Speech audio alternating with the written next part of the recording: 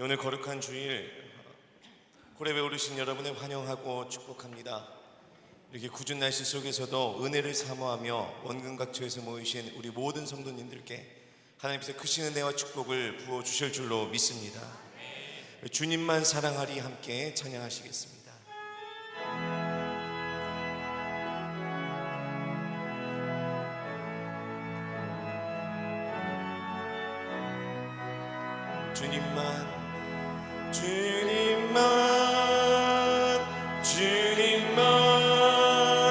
주님만 사랑하리. 나의 왕 나의 주님, 주님을 더욱 알기 원해. 나 주님께 오직 주께 경배하네. 거룩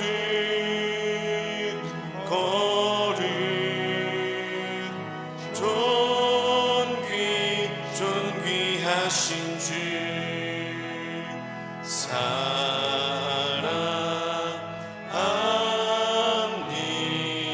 다시 한번 하겠습니다. 주님만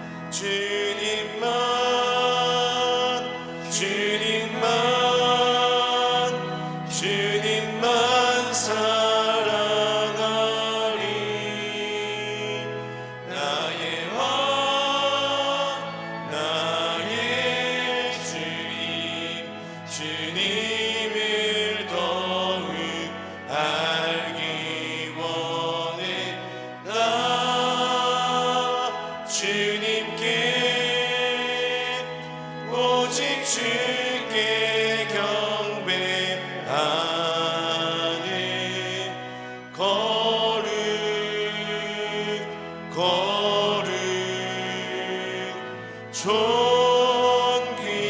존귀하신 주 사랑합니다.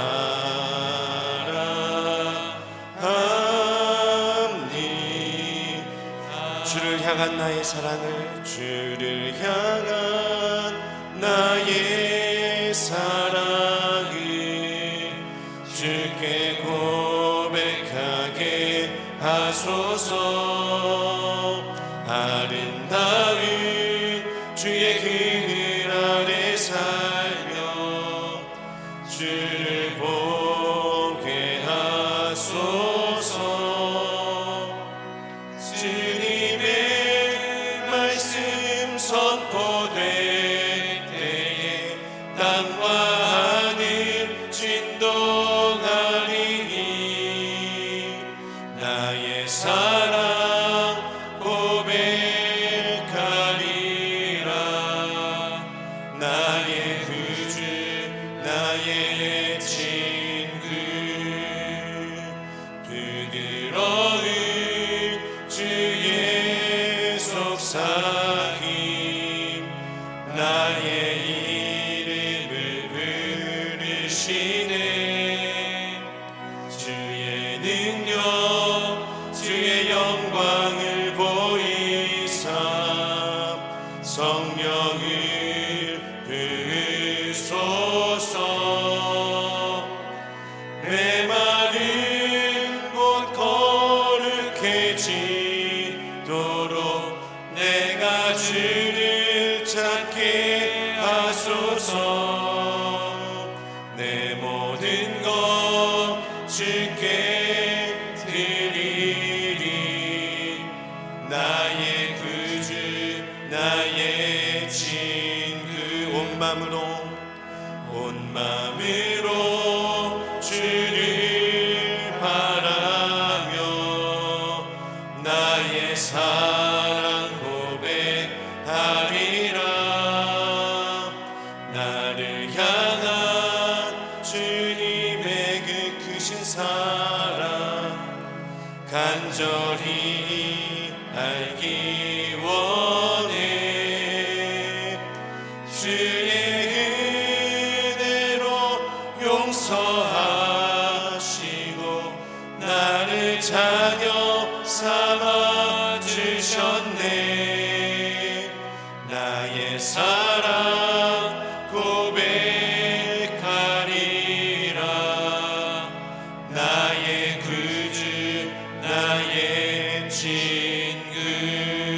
주님께 영광의 박수를 올려드리겠습니다. 예수보다 더 좋은 친구 없네. 박수하시면서 찬양하시겠습니다. 예수보다 더 좋은 친구 없네. 예수보다 더 좋은 친구 없네. 예수보다 더 좋은 친구 없네. 예수 사랑, 예수 사랑, 참 좋은 예수 사랑, 예수 사랑, 참 좋은 예수 사랑. 괴로울 때 다가와서 마음의 평화 주니 신실하신 나의 참 친구. 외로울 때 찾아와서 친구가 되어주니 사랑 많은 나의 참 친구. 주 예수 사랑하리라. 나의 생명 다할 때까지 주 예수 사랑하리라. 나의 생명 다할 때까지. 다시 한번 고백하겠습니다. 예수보다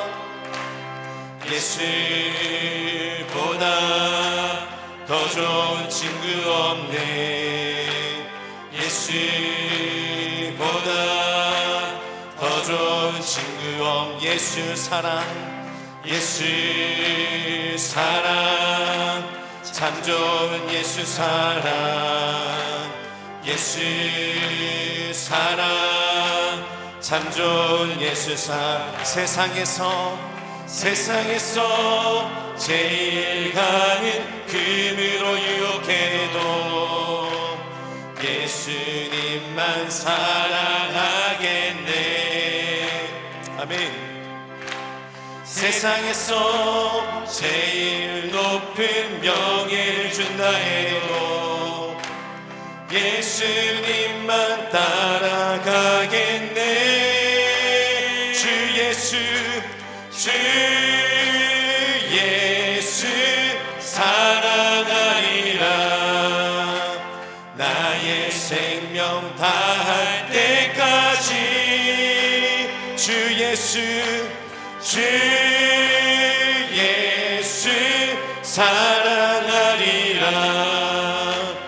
나의 생명 다할 때까지. 나의 기쁨 나의 소망 되시며 나의 기쁨 나의 소망 되시며 나의 생명이 되신 주 밤낮 불러서 찬송을 드려도 늘 하신 마음뿐일세.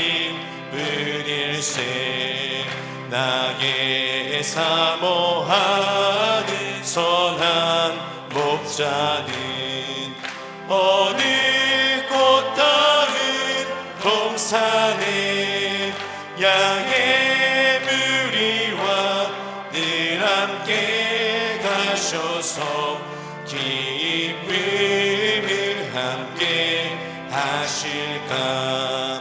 길도 없이 거친 넓은 들에서 갈 길 못 찾아 애쓰며 이리저리로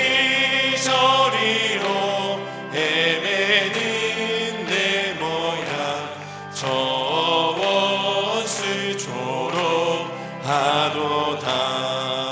주의 자비로 공화평한 얼굴 모든 천사도 안기며 주의 놀라운 진리의 말씀에 천지가 와닿하도다. 나의 진정 사모하는 예수님 음성조차도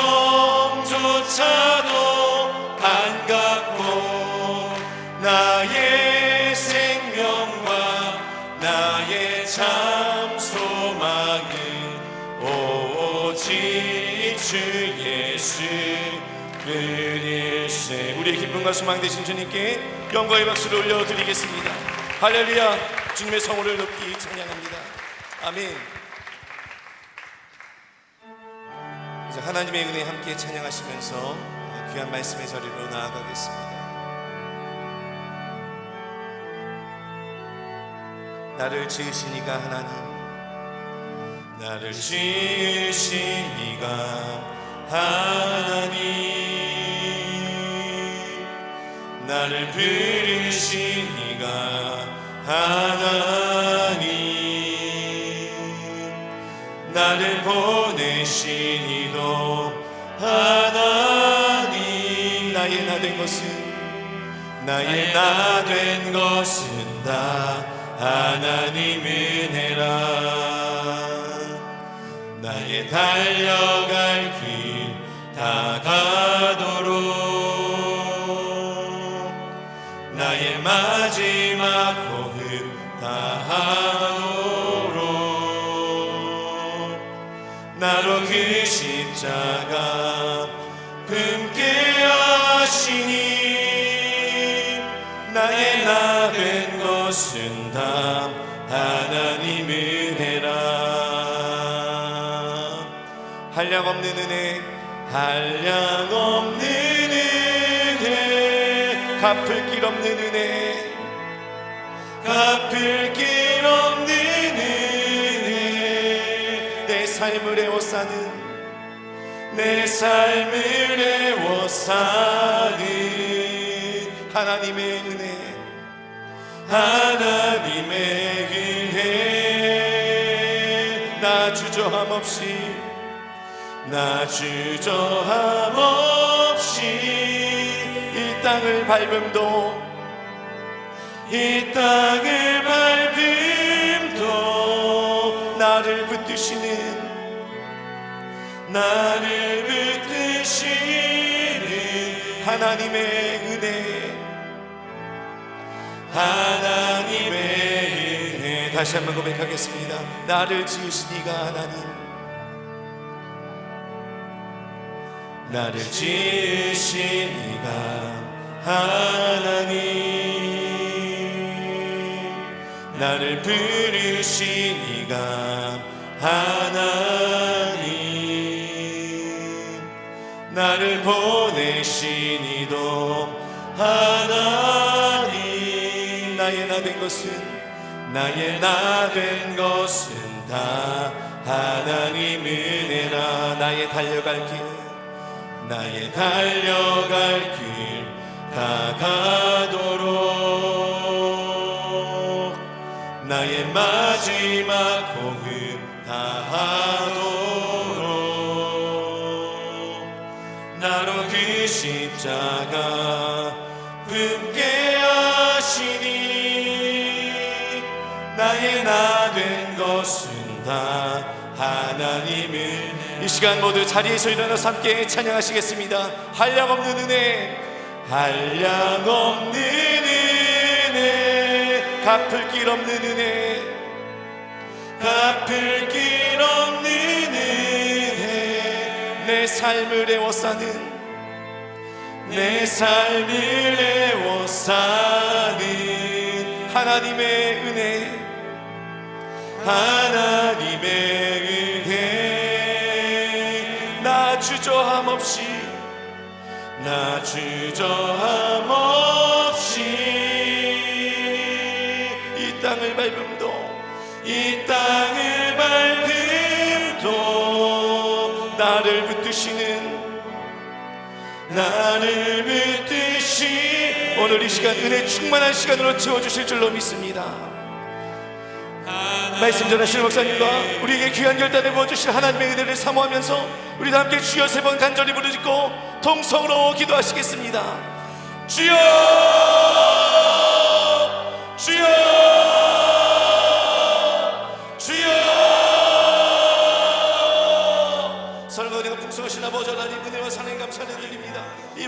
새벽 우리를 깨우시고 호렙산 여정에 우리가 하심에 감사를 드립니다.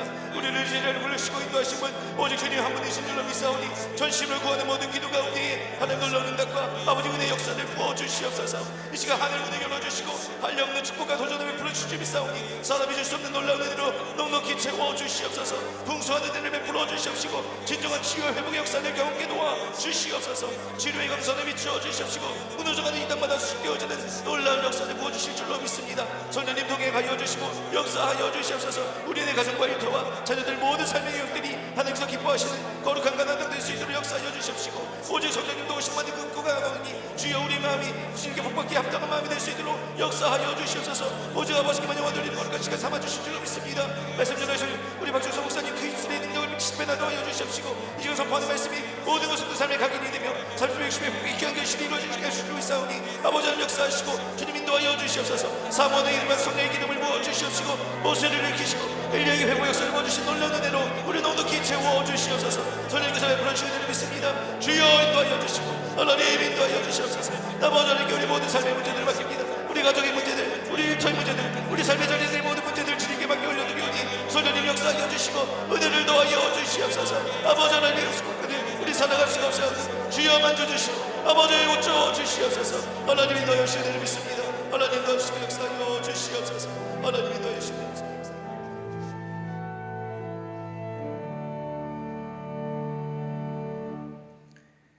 전능하시고 살아서 역사하신 하나님, 비가 오는 가운데에서도 거룩한 주일 먼저 새벽을 깨워 호렙산 기대를 열게 하시니 참으로 감사를 드립니다. 지난 한 달 동안도 큰 은혜를 허락하시고 매일같이 은혜를 부어주심에 감사를 드립니다. 누구든지 목마르거든 내게로 와서 마시라는 말씀처럼 매일같이 생수의 강이 흘러나오는 삶이 되게 하여 주시옵소서. 명절에 선포된 그 말씀처럼 우리의 삶이 늘 명절 같은 삶이 되게 하여 주시옵소서. 먼저 일상의 감사를 잃어버리고 두려움과 불신앙으로 살았음을 이 시간 회개합니다. 이 시간 우리의 심령을 정결하게 하여 주시옵소서. 십자가 앞에 자복하며 회개할 때에 보혈의 은총이 임하게 하여 주시옵소서. 예수의 피로 이 시간 우리의 삶을 덮어주시고 주의 은혜로 허무한 일상이 바뀌게 하여 주시옵소서. 이 시간 성령 충만하게 하여 주시옵소서. 말씀으로 역사하여 주시옵소서.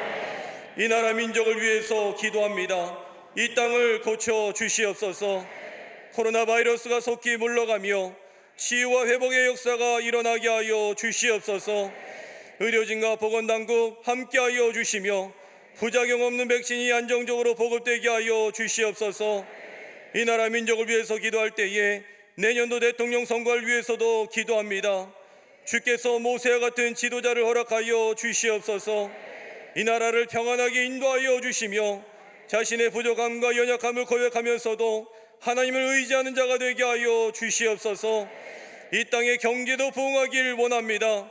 모두가 다 잘 사는 나라가 되게 하여 주시고 경제적으로 소외받는 자가 없도록 주께서 축복도 하여 주시옵소서. 기업의 경영과 가정의 경제도 붙들어 주셔서 적은 것 가지고도 오병의 축복을 받는 기업과 가정들이 되게 하여 주시옵소서. 이 땅이 복음을 받아들이며 바른 가치관으로 여기까지 인도하신 것 참으로 감사합니다. 기도하옵기는 잘못된 사상이나 가치관이 들어오지 못하게 하여 주시옵소서.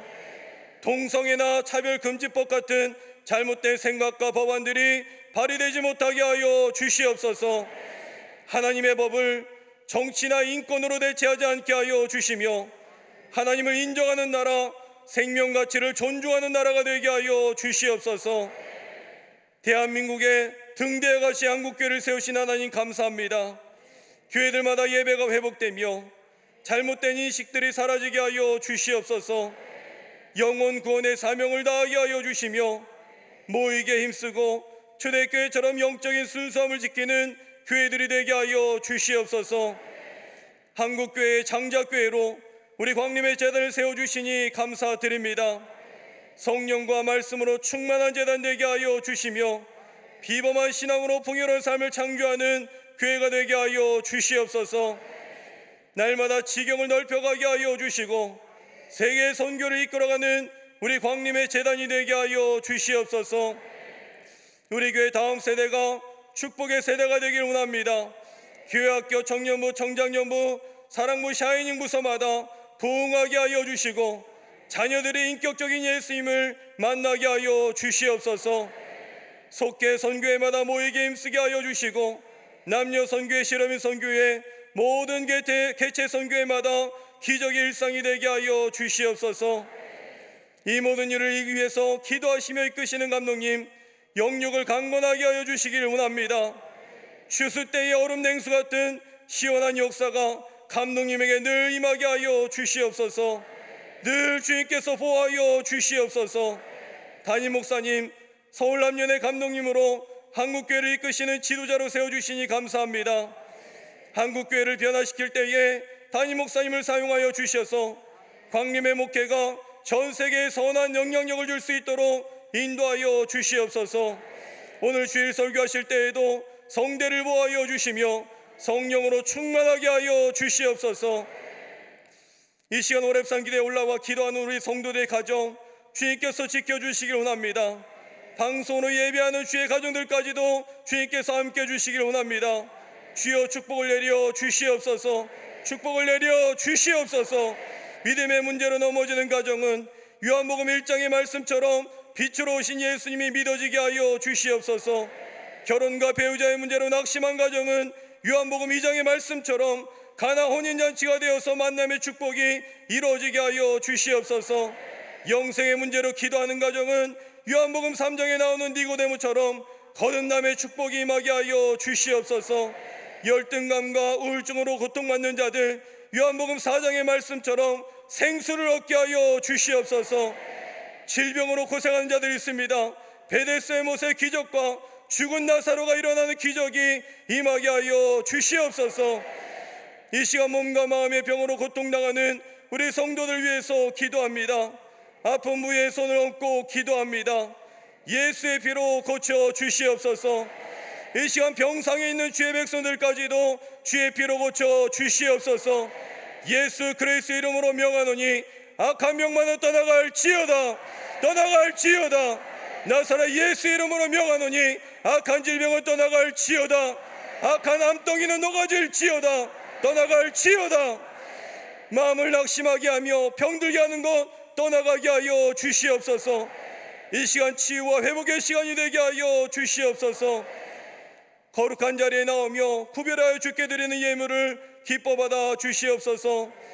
드림이 받음보다 감사하게 하여 주셔서 다윗의 집에 내린 복이 이 시간 임하게 하여 주시옵소서. 이 시간 영상으로 예배하는 황림남교회 서교회 북교회에 동일한 은혜가 임하게 하여 주시며 지역에서 소문난 교회들이 되게 하여 주시옵소서. 영상으로 예배하는 모든 성도님들에게도 본당과 동일한 은혜가 임하게 하여 주시옵소서. 이 시간 말씀 듣기를 원합니다. 생명의 말씀이 되게 하여 주시고 오늘 하루도 거룩할 수 있도록 인도하여 주시옵소서. 이 모든 말씀 우리 주 예수 그리스도의 이름으로 기도드리옵나이다. 아멘. 자리에 앉아주시기 바랍니다. 우리 하나님의 말씀 보도록 하겠습니다. 하나님의 말씀은 창세기 35장 6절부터 15절까지 말씀입니다. 창세기 35장 6절부터 15절까지. 제가 진 성경은 구약성경 53면 전후에 있습니다. 우리 교독으로 보시고 마지막 15절은 다 함께 읽도록 하겠습니다. 야곱과 그와 함께한 모든 사람이 가나안 땅 루스 곧 베델에 이르고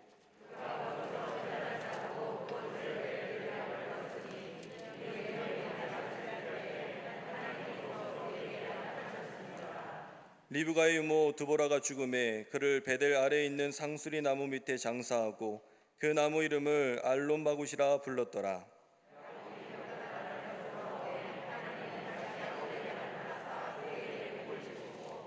하나님이 그에게 이르시되 내 이름이 야곱이지만은 내 이름을 다시는 야곱이라 부르지 않겠고 이스라엘이 내 이름이 되리라 하시고 그가 그의 이름을 이스라엘이라 부르시고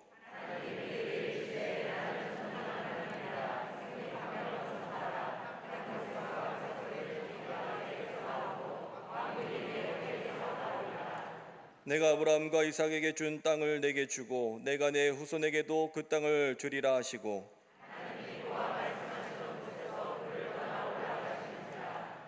야곱이 하나님이 자기와 말씀하시던 곳에 기둥 곧 돌기둥을 세우고 그 위에 전제물을 붓고 또 그 위에 기름을 붓고 하나님이 자기와 말씀하시던 곳의 이름을 베델이라 불렀더라. 아멘.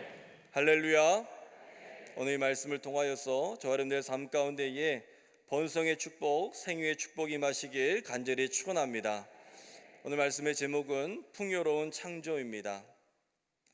이 풍요로운 창조가 우리 가정에 임하였을 때에 자녀들까지도 잘 되는 역사 뿐만 아니라 자손 천대 만대리까지 하나님께서 도우시는 역사가 나타나길 간절히 축원합니다. 김경일 교수님이 계십니다. 인지 심리학자이신데요. 이분의 강의를 가끔 듣게 되는데 그 강의 중에 유대인과 한국인을 비교하는 그런 내용이 있었습니다. 유대인들은 우리가 알듯이 석학들이 많이 있습니다. 그들의 인구 비율은 전 세계의 0.2%에 불과하지만 노벨 수상자는 약 22%가 넘는다고 합니다. 이들은 언어에 뛰어나서 최소한도 몇 개 국어에 능통하고 어릴 때부터 셈에 익숙해서 무역이나 경영에 귀재들이 많다고 합니다. 그래서 어느 나라에든 잘 적응해서 살아가는데 유일하게 적응하지 못하는 나라가 둘이 있다고 합니다. 심지어 이 유대인들은 저 일본에서도 전쟁 후에 5천 명이 가서 살았는데 현재는 2만 명이 넘는 그러한 인원으로 바뀌게 되었는데 여전히 적응하지 못하는 두 나라가 있다고 합니다. 그 첫째는 우리나라입니다. 둘째는 북한입니다. 이들이 한국에 대해서 연구를 합니다. 연구를 하다 보니까 한국은 다른 나라와 다른 두 가지 점이 있다고 합니다. 하나는 우리나라가 전 세계에서 IQ가 제일 높다고 합니다. 안 믿어지십니까? 제일 높다고 합니다. 우리가 학창 시절에도 IQ가 120이니 130이냐는 그러한 이야기들을 참 많이 듣게 되었습니다. 그런데 역대 노벨 물리학상 수상자들 중에 IQ 중에서 가장 많은 게 125라고 합니다. 그러니 우리나라가 얼마나 똑똑한 나라입니까? 둘째는 우리나라는 전 세계에서 가장 부지런하다는 것입니다. 심지어는 우리나라는 놀 때에도 부지런하다고 합니다. 아이들을 데리고 놀이동산을 갑니다. 그런데 부모님들이 웬일인지 화가 난 것 같습니다. 아이들을 데리고 놀 때에 자유이용권 끊어주면서 부지런히 타, 빨리 타, 시간 없으니까 빨리 타, 이렇게 이야기하는 전 세계의 부모들 중에 우리나라 부모님들밖에 없다는 것입니다. 가장 행복하고 기쁜 날, 아이들이 부모님들과 뛰어다니면서 놀이기구 타고 나중에 저녁까지 지쳐서 돌아오는 그런 모습들을 우리는 종종 보게 됩니다. 심지어 우리나라는 외국 여행에 있어서도 굉장히 부지런하다고 합니다. 새벽 4시부터 일어납니다. 아침밥도 없는데 아침밥 달라고 이야기합니다. 외국에 나가서 그렇게 부지런하게 4시에 일어나서 아침 먹으러 돌아다니는 사람들은 한국 사람밖에 없다는 것이죠. 집에서도 밥 먹지 않으면서 꼭 밖에 나가면 체력 떨어진다고 부지런히 먹으면서 다닌다는 것입니다. 외국인들이 말한다고 합니다. 한국 사람들은 복장만 여행객이지 하고 다니는 모습은 근로자라는 것입니다. 우리는 이렇게 참 열심히 살아갑니다. 우리는 삶의 뿐만 아니라 신앙도 마찬가지입니다. 우리 광림교회의 신앙 모토 중에 적극적인 신앙이 있습니다. 열심히 우리는 최선을 다해서 살아갑니다. 중요하죠. 그 동력 때문에 우리 교회가 여기까지 오게 된 줄로 믿습니다. 앞으로도 주의 축복이 임하게 될 줄로 믿습니다. 중요한 것입니다. 그런데 그것이 우리의 삶의 전부가 되어서는 안 된다는 것이죠. 열심히 살다가 갑자기 죽음이나 삶의 위기가 다가올 때에 내가 왜 이렇게 살았지? 내가 왜 이렇게 열심히만 살았지? 그런 후회가 남는다는 것입니다. 왜 열심히 사는데도 삶이 풍요롭지 못하는가? 그 이유는 너무 열심히만 살았기 때문입니다.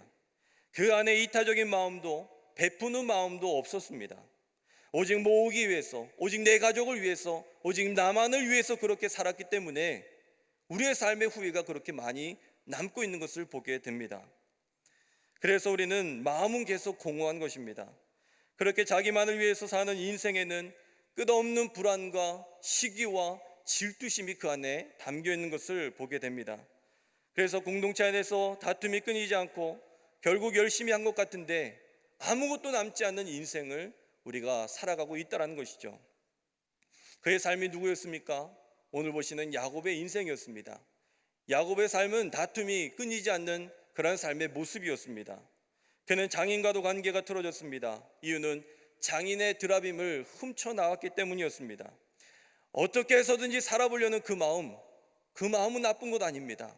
최선을 다해서 살아가는 그 마음 잘못된 것 아닙니다. 그런데 생존 본능에 치우치다 보니까 하나님의 말씀을 잃어버리고 살아갔다는 것입니다.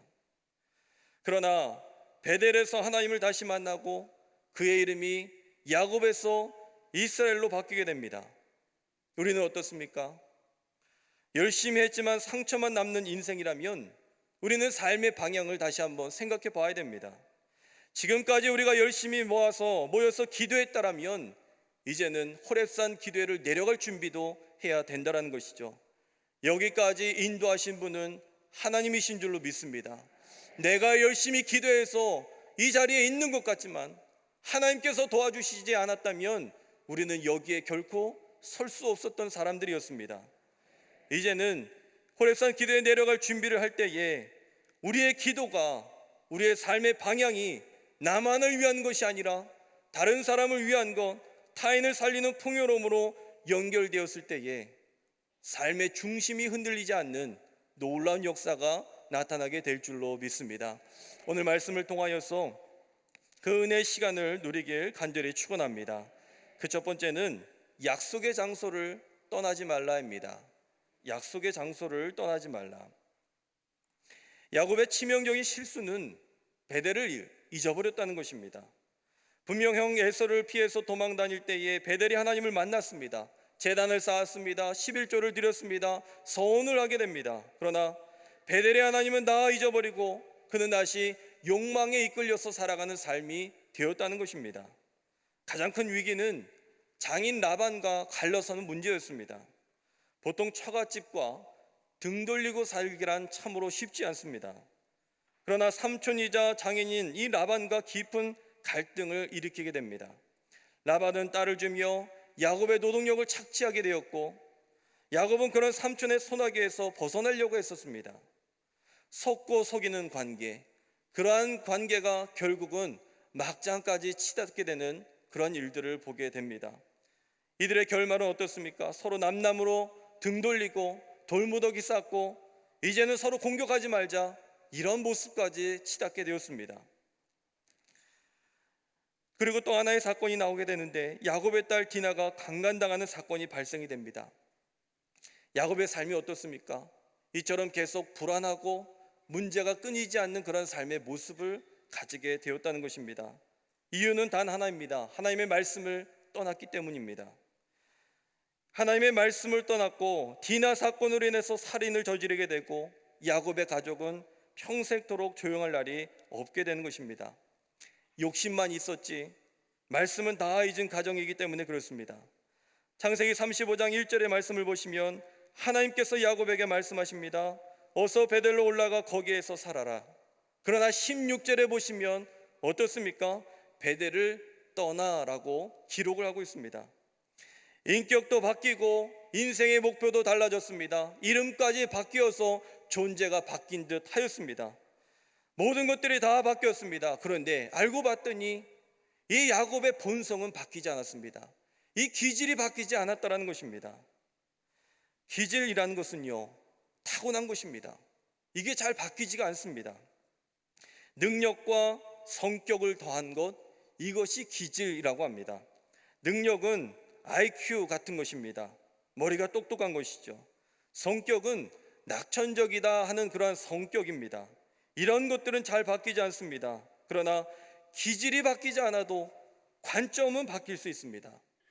낙천적인 것은 기질입니다. 그러나 낙관적인 것은 관점입니다. 우리의 기질은 바뀌지 않지만 우리의 관점은 바뀔 수 있다는 것이죠. 중요한 것은 낙천적인 사람, 그러한 사람들은 스트레스 받지 않고 더 행복하고 더 잘 살 것 같지만 그렇지 않다는 것입니다. 삶의 스트레스도 있지만 나는 주님께서 주신 능력으로 잘 될 거야, 하나님께서 인도해 주실 거야, 이렇게 생각을 품는 낙관적인 사람들이 더 행복하고 오래 산다는 연구 결과가 있다고 합니다.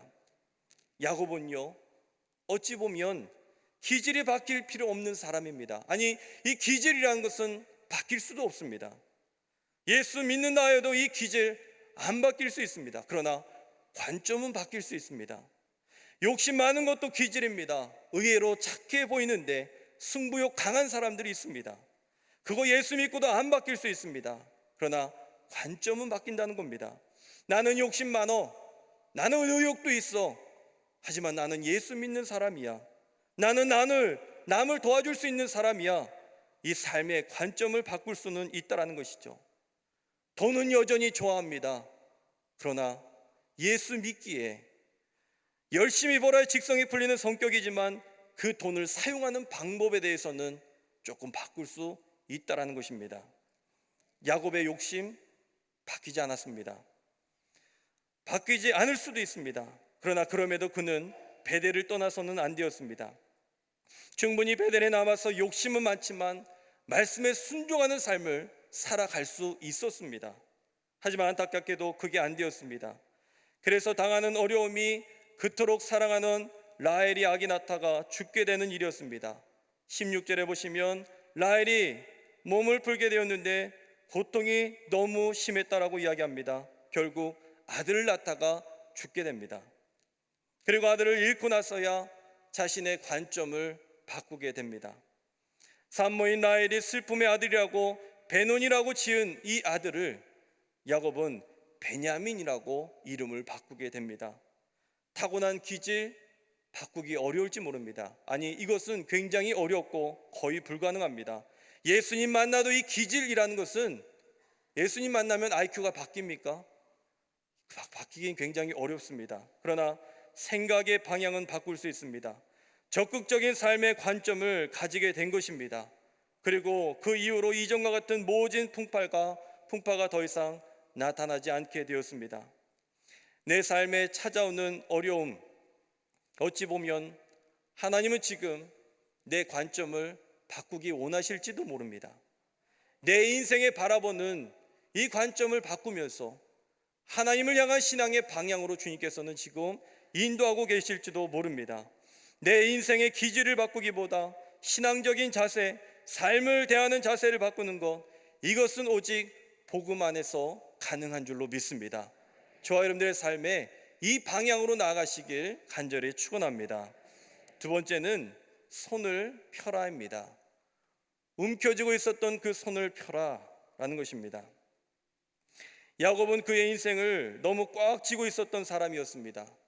그는 성공하기 위해서, 아니 성공까지는 아니어도 내 가족을 건사하기 위해서, 처자식 먹여 살리기 위해서 부단히도 애를 썼던 사람이 바로 이 야곱이었습니다. 이 모습을 보면서 저는 가장들을 보게 됩니다. 우리 가장들, 지금 하고 있는 그 일이 원래 여러분들 하고 싶어서 하신 일이었습니까? 정말 좋아서 하는 일이십니까? 때로는 좋아서 시작했습니다. 그런데 이게 시간이 가다 보니까 이제는 더 이상 다른 데로 물러설 곳이 없어서 내 직업이 되었고, 어느덧 이것이 내 삶 가운데에서 문득 무서울 때도 있다는 것입니다. 야, 정말 이 일을 계속 할 수 있을 것인가? 가족을 제대로 먹여 살릴 수 있을 것인가? 다른 일을 하고 싶어도 이제는 더 이상 물러설 데가 없어서 이 일을 계속 끝까지 붙잡고 가는 우리 가장들의 모습을 보게 됩니다. 야곱은 20년이란 시간을 보내면서 다시 베델로 돌아오게 됩니다. 야곱은 자기가 원해서 이룬 가정이 아니었습니다. 살기 위해서 도망친 사람이었습니다. 그런데 그곳에 삼촌은 덫을 놓고 있었죠. 야곱을 보니 라헬에게 마음이 있는데 이 마음을 이용해서 교묘하게 노동력을 착취하게 됩니다. 야곱은 살기 위해서 도망친 곳에서 사기를 당했고, 사기당한 곳에 목숨 잃을 뻔한 그러한 경험을 하게 되는 것이죠. 야곱은 좋아서 레아와 라헬을 얻은 것도 아니었습니다. 어쩔 수 없이 인생의 궁지로 몰리게 되니까 그러한 선택을 할 수밖에 없었던 것이죠. 주먹을 꽉 쥐고 살지 않으면 사기당하니까, 주먹 꽉 쥐고 살지 않으면 당하니까 그렇게 살아갈 수밖에 없었던 것입니다. 사람들과 어울리지 못하는 사람들이 있을 수 있습니다. 성격이 괴팍하고 때로는 툴툴대고 너무 이기적이고 다른 사람 배려하지 않고 도무지 이해되지 않는 사람들이 주변에 있을 수도 있습니다. 그런데 그런 사람들의 삶의 모습들, 삶의 이야기들을 들어보면 이래서 이랬구나라는 그런 생각도 들게 됩니다. 사업이 부도나서 먹고 살기 힘들어서 그렇게 된 경우가 있습니다. 아내나 남편이 먼저 세상을 떠났기에 내가 독하게 살아갈 수밖에 없는 그런 형편에 있을 수 있는 사람들이 있었습니다. 때로는 가난하게 태어나서, 때로는 장남으로 태어나서, 차남으로 태어나서, 장녀로, 차녀로 태어나서 그렇게밖에 살아갈 수 없는 삶의 환경이 우리들 주변에는 너무나 많이 있다는 것입니다. 그러나 하나님께서는 그러한 사람도 사랑하시고 사용하시는 줄로 믿습니다. 야곱과 관련된 이야기의 핵심은 바로 그것입니다. 하나님은 야곱도 사용하셨다는 것입니다. 그러니 우리도 사용하신다는 것이죠. 야비하게 형에서의 장자권을 빼앗았어도 하나님은 야곱을 떠나지 않았습니다. 부모의 삐뚤어진 사랑으로 하나님의 뜻을 어겨도 내가 너를 떠나지 않는다. 이게 하나님의 주신 은혜이자 약속인 것입니다. 삼촌 라반이 계약을 어기고 속인다 하여도 우리 하나님께서는 손해보지 않게 하셨습니다. 불행한 일을 당하여 기도하지 못하는 순간에도 내가 너를 사랑한단다. 이것이 바로 하나님의 은혜인 줄로 믿습니다. 야곱이 특별하지 않아도 하나님께서는 야곱을 찾아오셨습니다. 우리가 특별하지 않아도 되는 이유인 것입니다. 우리가 믿음이 좋아서 여기까지 오게 되었습니까? 우리 믿음이 대단해서 여기까지 올 수 있었습니까? 아닙니다. 하나님께서 인도하여 주신 줄로 믿습니다. 우리 자녀들까지도 인도하여 주시게 될 줄로 믿습니다. 우리의 노력과 우리의 열정은 아주 조금인 것입니다. 성경의 인물 중에 아브라함이 있습니다. 저는 이 아브라함을 보면 굉장히 부럽습니다. 어떻게 이렇게 믿음의 조상이 되었을까? 어떻게 이렇게 대단한 믿음을 가지게 되었을까? 많은 사람들이 아브라함의 믿음을 칭찬합니다. 저도 그런 줄 알았습니다. 그러나 아브라함은 자신의 아내를 누이라고 속이고 정말 형편없는 믿음의 사람이었습니다. 바뀐 줄 알았는데 여전히 또다시 자신의 아내를 누이라고 속입니다. 사람이요, 한 번은 실수라고 할 수 있습니다. 그런데 이것이 거듭되면 이것은 의도가 담겨 있는 것이고, 이것은 저의 철학인 것이고, 이것은 저의 가치관인 것입니다. 바로 아브라함이 그러한 삶의 모습이었습니다. 그런 아브라함을 하나님은 축복해 주시고 믿음의 조상으로 삼으십니다. 왜 그러셨을까요? 창세기 18장 18절에 이렇게 이야기합니다. 아브라함은 강대한 나라가 되고 천하 만민은 그로 말미암아 복을 받게 될 것이 아니냐. 그리고 19절에 그 이유에 대해서 이렇게 이야기합니다. 내가 그로 그 자식과 권색에게 명하여 여호와의 도를 지켜 의와 공도를 행하게 하려고 그를 택하였나니 이는 나 여호와가 아브라함에게 대하여 말한 일을 이루려 함이니라. 이게 무슨 말입니까? 이걸 좀 더 쉬운 말로 보면 이렇습니다. 쉬운 성경으로는 이렇게 이야기합니다. 내가 아브라함을 선택한 것은 그가 자식과 자손을 잘 가르쳐서 나에게 순종하게 하고 옳고 바른 일을 하도록 가르치라는 뜻에서 한 것이다 라고 이야기합니다. 무엇입니까? 믿음이 좋아서 이렇게 된 게 아니라는 겁니다. 잘해서 그렇게 된 게 아니라 잘할 것 같으니까 아브라함을 그렇게 세웠다라는 것입니다. 약속을 이루어 가시는 분은 우리 하나님이신 줄로 믿습니다. 우리가 손을 움켜쥐고 산다고 더 잘 사는 것 아니라는 것이죠. 하나님의 약속을 의지하고 믿고 살아가는 인생이 되어야 비로소 형통한 삶이 되는 줄로 믿습니다. 파라노이아라는 말이 있습니다. 파라라는 말은요, 옆에라는 뜻이고요, 노이아라는 말은 마음이라는 것입니다. 즉 마음이 옆으로 나간 상태를 이야기합니다. 정신을 벗어난 상태, 마음의 결함이 있는 상태에 대해서 이야기하죠. 편집증이라고 말하기도 하고, 정신병의 주요 메커니즘으로 체계적이고 지속적으로 특정 대상에게 숨은 의도가 있다라고 판단하며 끊임없이 자기 중심적으로 해석하는 증상인 것입니다. 여기에 피해 의식도 동반이 됩니다. 반대말이 있는데요, 반대말은 메타노이아라는 말입니다. 메타라는 말은요, 무엇을 넘다라는 것이고요, 노이아는 마음이라는 뜻입니다. 즉 마음을 넘어선 상태가 바로 메타노이아라는 말이죠. 이것은요, 어떤 일에 매달려 괴로워하거나 부정적으로 되지 않고 내 안을 철저히 바꾸어내는 것입니다. 억울한 일을 당해도 이겨 나가는 것입니다. 부당한 일을 당해도 극복해 나아가는 것입니다. 헨리 나우에는 열린 손으로라는 책에서 바로 이 메타노이아와 파라노이아의 차이에 대해서 설명하면서 기도에 대한 것을 이야기합니다. 기도를 하려면 괴로움, 미움, 질투, 시기심, 실망, 이것 등을 움켜쥔 손을 펴는 것부터 시작해야 된다라고 이야기합니다. 그리고 다음과 같이 기도하였습니다. 사랑하는 하나님, 움켜쥔 주먹을 펴는 것이 저는 두렵습니다. 제가 의지할 그 어느 것도 더는 갖고 있지 않다면 도대체 저는 어떤 모습이겠습니까? 제가 빈손으로 당신 앞에 선다면 도대체 저는 어떤 모습이겠습니까? 비오니 주님, 제가 차츰 제 손을 펴게 해 주십시오. 그리고 제가 소유하고 있는 것이 저 자신이 아니라 주님께서 제게 주고자 하는 것이 바로 저 자신임을 깨닫게 해 주십시오. 그리고 주님께서 제게 주고자 하시는 것은 사랑임을, 조건 없는 영원한 사랑임을 깨닫게 해 주십시오라고 이야기하였습니다. 오늘 야곱의 이름이 이스라엘로 바뀌고 있습니다. 이것은 야곱의 손을, 움켜져 있는 이 손을 펴는 것이었습니다. 그동안 움켜진 것이 자신이라고 생각했는데 그게 아닌 것을 비로소 깨닫게 되었던 것이죠. 그곳이 어디였습니까?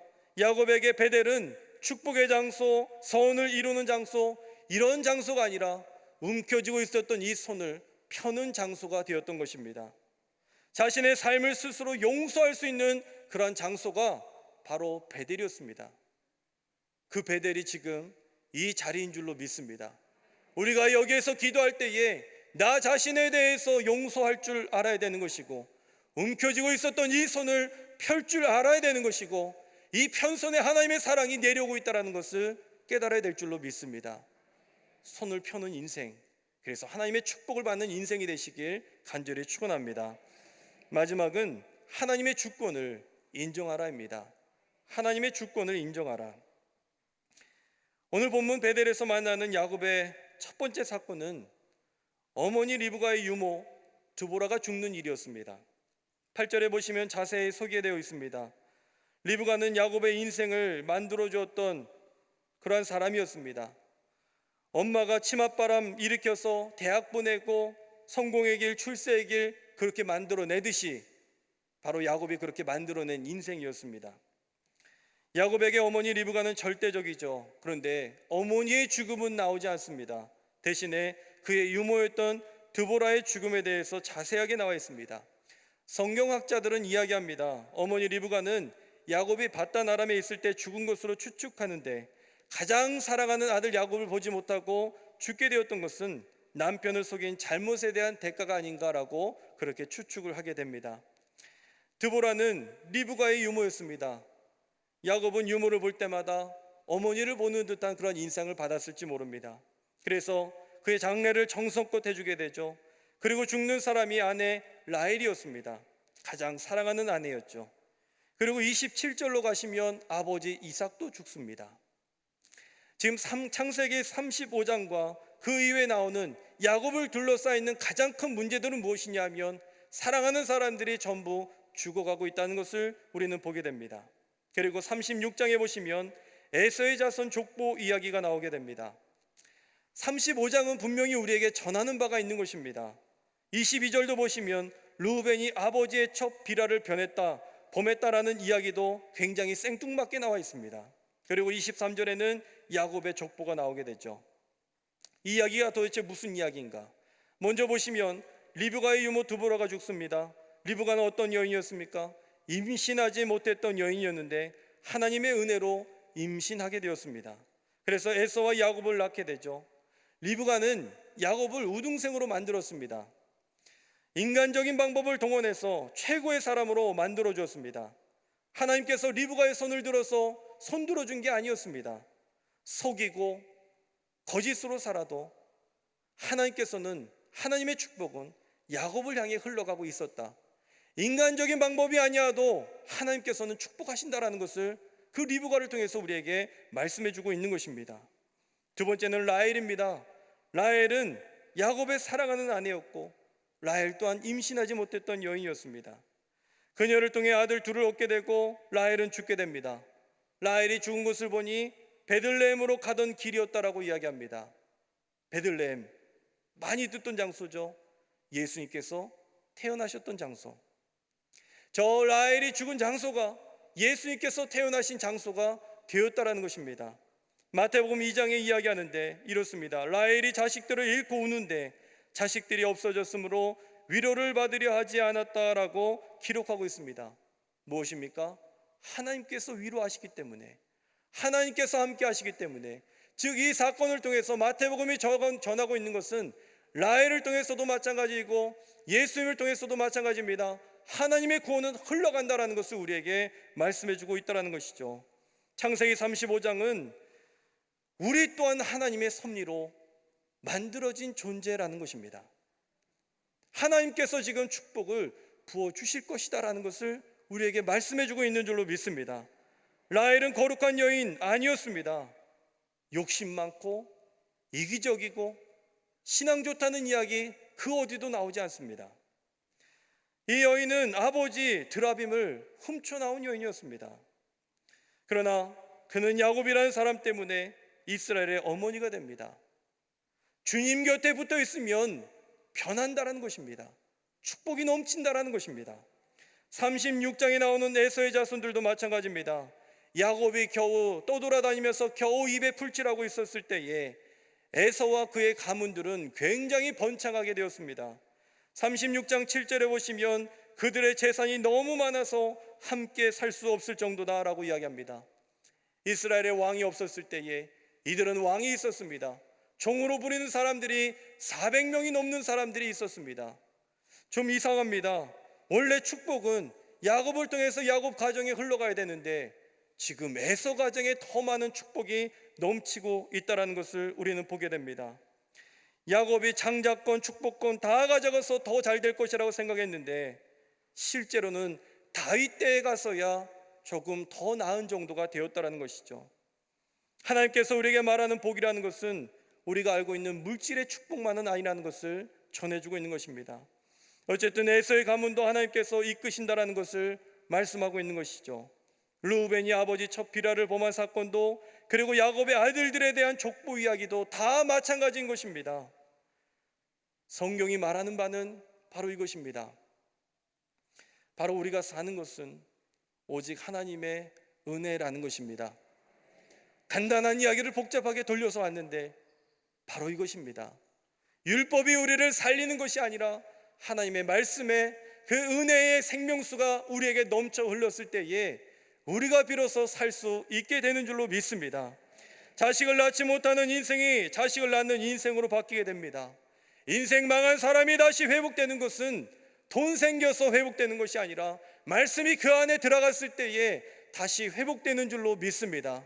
건강 잃어버린 사람들이 건강할 수 있는 이유는 영적인 축복을 받으면서 말씀의 능력을 받았을 때에 다시 회복되게 될 줄로 믿습니다. 이제 호렙산 기도회가 막바지를 향해서 나아가고 있습니다. 이제 호렙산에서 내려가서 우리가 살아가야 될 텐데 우리의 삶의 모습, 우리의 삶이 풍요로워져야 될 것입니다. 그것은 어떻습니까?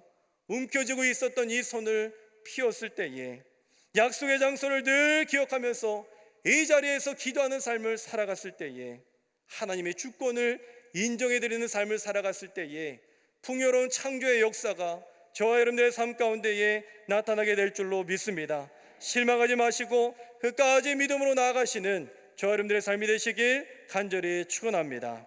기도하겠습니다. 하나님 감사합니다. 주님께서 저희들의 삶을 인도하여 주셔서 여기까지 주님께서 축복을 부어주심에 참으로 감사를 드립니다. 앞으로도 주님께서 축복을 부어주실 줄 믿습니다. 풍요로운 창조의 역사가 나타나게 될 줄로 믿습니다. 움켜쥐고 있었던 내 손을 펴게 하여 주시옵소서. 하나님을 인정할 수 있는 복된 신앙인이 되게 하여 주시옵소서. 기도의 장소를 떠나지 않게 하여 주시고 이곳을 나의 베델로 삼고 믿음으로 향해 나아갈 수 있는 주의 백성들이 다 될 수 있도록 주님께서 은혜 부어 주시옵소서.